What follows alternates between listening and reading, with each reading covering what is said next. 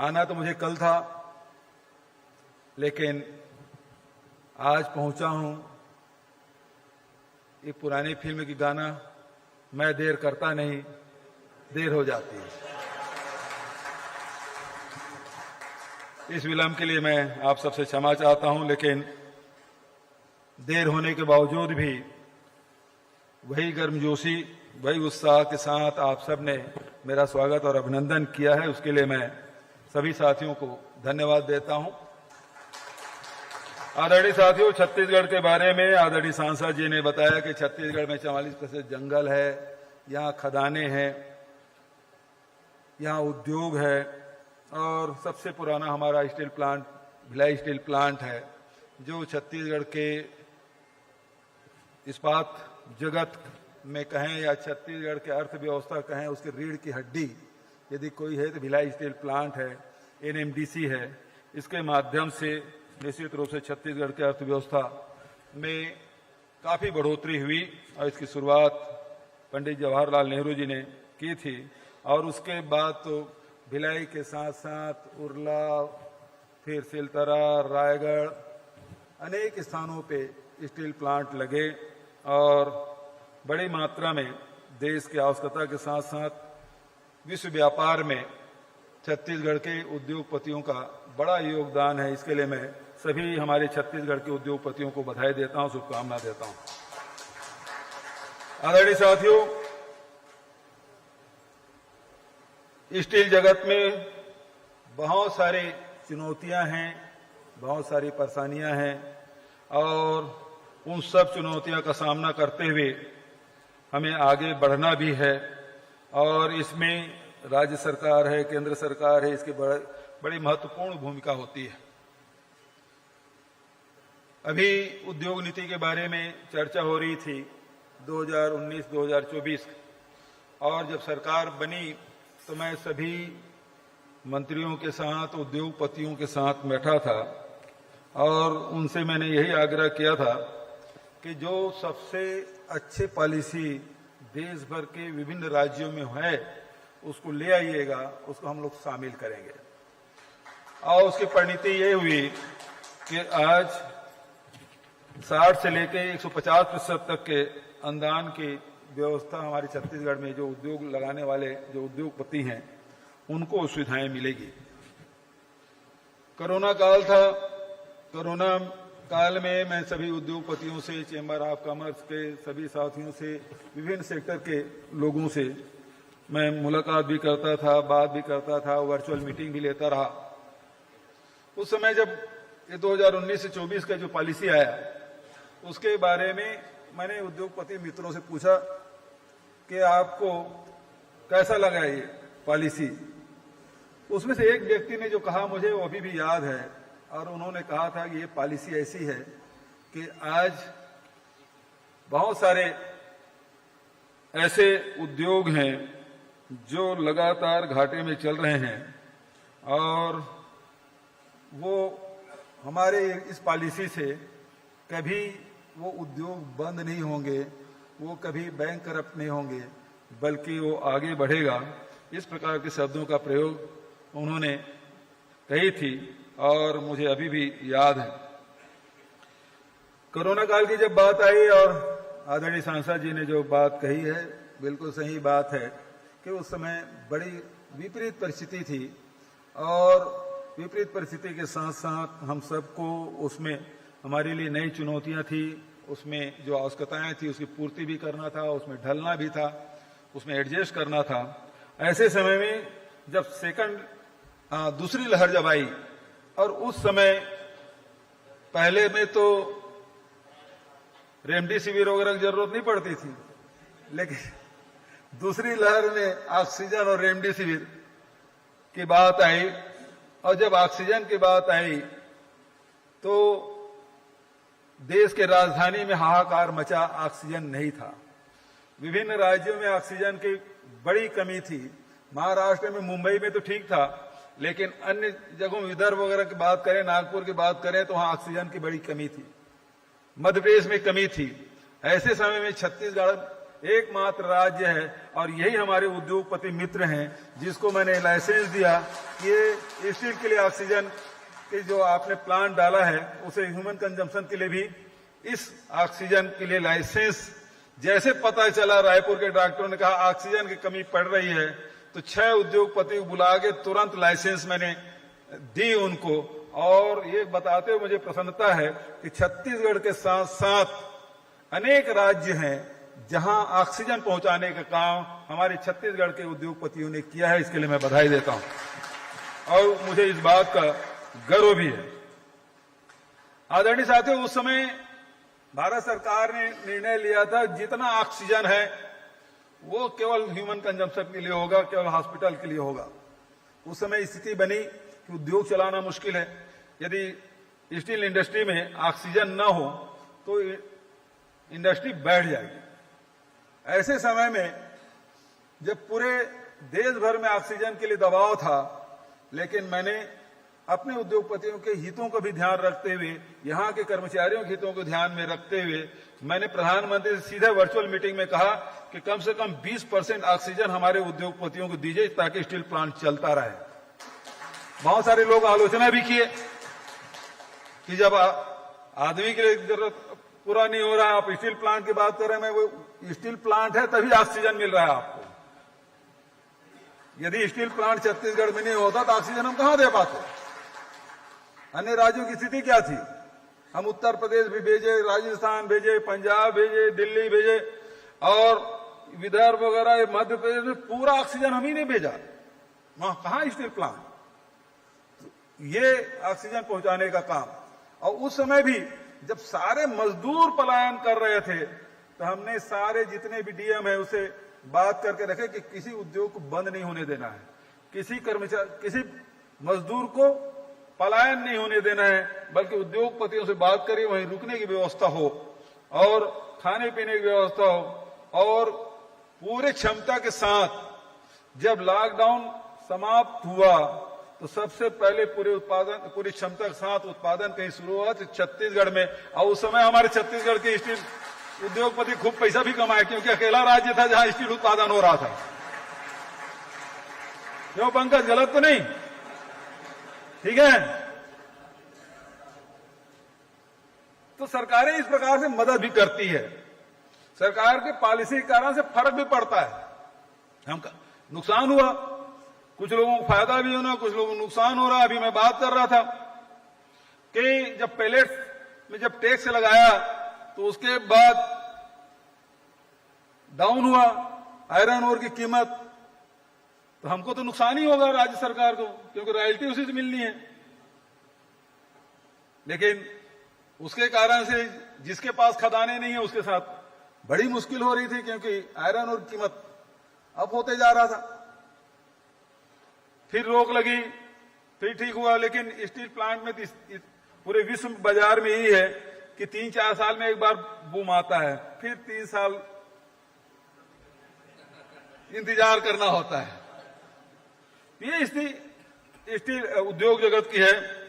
और मुख्य रूप से जो बातें हैं मैं आपसे कहना चाहूंगा, जब उद्योग नीति की बात कर रहा था तो हमारे यहां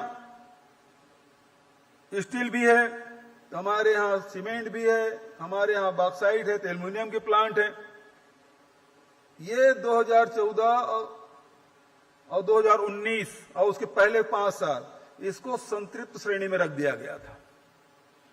हमने उसे हटाया 2019 से 2024 में और इस सेक्टर को उससे बाहर किया और पूरे देश को ABCD 4 श्रेणियों में बांटा, जहां उद्योग नहीं लगे हैं, जहां कुछ हैं, जहां कुछ ठीक ठाक है और कहीं हमारे दुर्ग, रायपुर, रायगढ़ जैसे बहुत ज्यादा उद्योग हो गए, इसको A श्रेणी में रखा। और उसी कारण से जो हमने जो प्रावधान किया सब्सिडी का, उसमें 60 से 150%।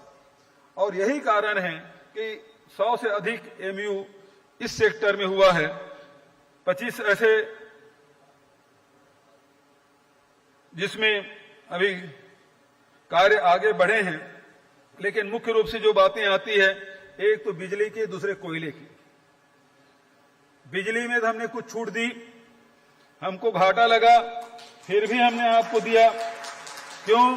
सरकार को कभी कभी ये फैसले लेने पड़ते हैं कि सरकार को भले घाटा हो लेकिन उद्योग के पहिए चलते रहना चाहिए, क्योंकि उससे राजस्व भी मिलता है और उससे लोगों को रोजगार भी मिलता है। हमने वो तो कर लिया, लेकिन इस प्रदेश में जहां लौह अयस्क की खदानें हैं वहां कोयले की भी खदानें हैं। ACCL हमारे यहां सबसे बड़ा खदान मालिक है भारत सरकार के, और वहां से पूरा कोयला देश भर में जाता है। और उस समय भी कोरोना काल में जब कोरबा के मुहाने में कटघोरा जैसे शहर में कोरोना पूरा फैल चुका था, रेड जोन में था, उसके बावजूद भी किसी खदान को हमने बंद नहीं होने दिया।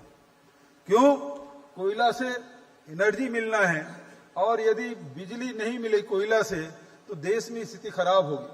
और इस कारण से पूरी तरह हम लोग ध्यान में रखे, कटघोरा को बिल्कुल घेर के रखे, लेकिन कोयला उत्पादन में फर्क नहीं आने दिया। और उस समय बड़ी जब डिमांड आई तो जो डिपॉजिट था, जो रिजर्व डिपॉजिट है, उसको भी ले जाने के लिए हम लोगों ने व्यवस्था तो ACCL का रेलवे करना है, हम लोगों ने मदद की। लेकिन अभी क्या हो रहा है, पूरे देश के लिए कोयला तो जा रहा है छत्तीसगढ़ से, यहां तक कि हमारी ट्रेनें भी बंद हो गई, 23-24 ट्रेनें बंद हुई, यात्री ट्रेनें बंद हुई, फिर भी देश को कोयला हम लोग पूर्ति करते रहे। लेकिन दुख तब होता है जब छत्तीसगढ़ के उद्योगपतियों को ACCL से कोल लिंकेज नहीं मिल रहा है। अब सांसद जी से बस केवल यहीं पे मैं कहना चाहता हूं, ये मेरा काम नहीं है, मैं उद्योगपतियों की तरफ से सांसद जी से करपत्र प्रार्थना करता हूं कि कम से कम हमारे जो उद्योगपतियों से कोल लिंकेज तो दे दें। अब इस भैया मैं चाहूंगा फोटो खींचो, जो उद्योगपति ताली नहीं बजा रहे हैं, इस बात का समर्थन नहीं कर रहे हैं, उसको तो कम से कम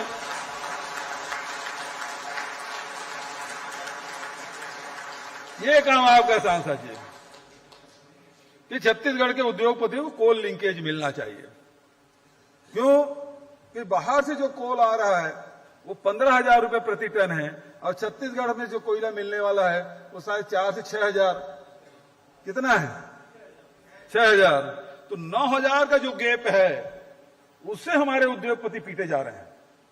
और दूसरी तरफ राज्य सरकार को भी नुकसान हो रहा है। जब ये कोयले की पॉलिसी बनी तब क्या था कि हर 3 साल में आपको रॉयल्टी को रिवाइज करना था, लेकिन 2014 के बाद से कोई रिवाइज नहीं हुआ है, तो नुकसान तो हमारे राज्य सरकार की और रॉयल्टी हमारा है, वो मिल नहीं रहा है। तो दोनों काम, राज्य सरकार का काम आप ना करें कोई बात नहीं, लेकिन कम से उद्योगपतियों का काम तो आप करवा दें।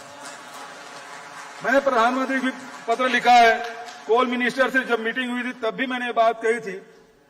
पहली बार कोल मिनिस्टर यहां आए थे, राज्य के दौरे में पहली बार कोल मिनिस्टर यहां आया था, और मैंने कहा पूरा हमारा सहयोग मिलेगा छत्तीसगढ़ से।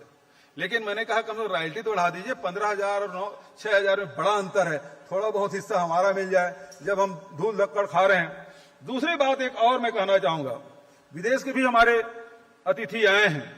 विदेशों में ये होता है कि जितने भी खदानें हैं, चाहे कोयला को हो, चाहे लोहा को हो, चाहे बॉक्साइट को हो, यदि वहां पर कोई खदान संचालित है, आज सबसे ज्यादा सड़कें खराब है तो ये खदान के आसपास के एरिया का है। चाहे कोरबा की बात कर ले, चाहे और कहीं की बात करें, रायगढ़ की बात है, सबसे ज्यादा खराब सड़कें यही है। इस मामले में मैंने पत्र लिखा भारत सरकार को, कम से कम इस ऐसे, क्योंकि वहां ट्रक कोई 6 चक्का वाला ट्रक तो चलना नहीं है, हैवी लोडेड गाड़ियां चलनी है, तो कम से कम जब आप कोई प्रोजेक्ट शुरू करते हैं, उस प्रोजेक्ट में ही सड़क को जोड़ देना चाहिए। ताकि आज ट्रांसपोर्टेशन क्यों महंगा हो रहा है, क्योंकि सड़कें बहुत खराब हैं, और उसके कारण से ट्रांसपोर्टेशन की कीमत बढ़ जाती है, क्योंकि गाड़ी में टूट फूट होती है, स्पीड कम हो जाता है, और इस कारण से वो रेट बढ़ जाता है। तो जैसे विदेशों में इस प्रकार से व्यवस्था है कि जो टोटल जो प्रोजेक्ट है उसमें यदि इसको जोड़ दिया जाए, और अभी किसी उद्योगपति का आप बोल दो सड़क बना दो 200-400 करोड़ का, तो नहीं बनाएंगे। राज्य सरकार के लिए बड़ा बहुत कठिन हो जाता है ऐसी सड़क बनाने के लिए। तो भारत सरकार से कम ये कभी लोकसभा में बोलने का अवसर मिले, या कभी आप ये उद्योग मंत्री या इस्पात खदान मंत्री से मुलाकात हो, तो जरूर इस बात को मैंने पत्र लिखा है कि इसको प्रोजेक्ट में ले लिया जाए, ताकि उसी प्रोजेक्ट के माध्यम से उसके निर्माण भी हो और रिपेयरिंग करें काम। तीसरा महत्वपूर्ण बात यह है कि आज उद्योग लगते जा रहे हैं। बिजली की खपत चाहे घर में हो चाहे व्यापार में हो, उद्योग में लगातार बढ़ते जा रहे हैं। लेकिन जो पॉलिसी बनी है माइनिंग की और उसके कारण से जो नीलामी होनी चाहिए, छत्तीसगढ़ में देखिए जितने भी कोयला खदान है उसमें से 52 खदान तो केवल भारत सरकार के ACCL के पास है। 2 खदान और 2-3 खदान, एक राजस्थान गवर्नमेंट का चल रहा है और दूसरा छत्तीसगढ़ का प्राइवेट सेक्टर में केवल सारडा एनर्जी का चल रहा है और एक इसका जिंदल का। पहले कितने थे, अब केवल 2 रह गए। यदि 2 रह गए उसका कारण क्या है? जो निजी खदानों में जो नीलामी हो रही है, जो MMDR एक्ट जो बना है उसमें 10A2B एवं धारा 10A2C, इसमें जो बहुत सारे परेशानियां हो रही है, जिसके कारण से मुकदमेबाजी हो रही है और सारा मामला कोर्ट में चला गया है। इसके कारण से बड़ा नुकसान हो रहा है। इसमें कुछ विचार कर सके सांसद जी, ये वही क्या है, भारत सरकार ही इसको कर सकती है, इसमें कुछ मदद करें तो मैं समझता हूं कि चाहे लोहा उत्पादन हो, चाहे वो बॉक्साइट का हो, चाहे कोल उत्पादन हो, इसमें वृद्धि होगी और देश के सामने जो कोयले के संकट है उसमें निश्चित रूप से कुछ आसानी होगी पूरे देश को भी, प्रदेश को भी और उद्योग जगत को भी। मैं पुनः सभी उद्योगपति जो बाहर से आए हैं उनका मैं स्वागत करते हुए आयोजक साथियों को बहुत बहुत धन्यवाद देते हुए कि मुझे बहुत कृपा पूर्वक आपने आमंत्रित किया और पूरे देश भर और विदेश से आए मेहमानों के दर्शन करने का, उनके सामने बात रखने का अवसर आपने प्रदान किया। इसके लिए बहुत बहुत धन्यवाद।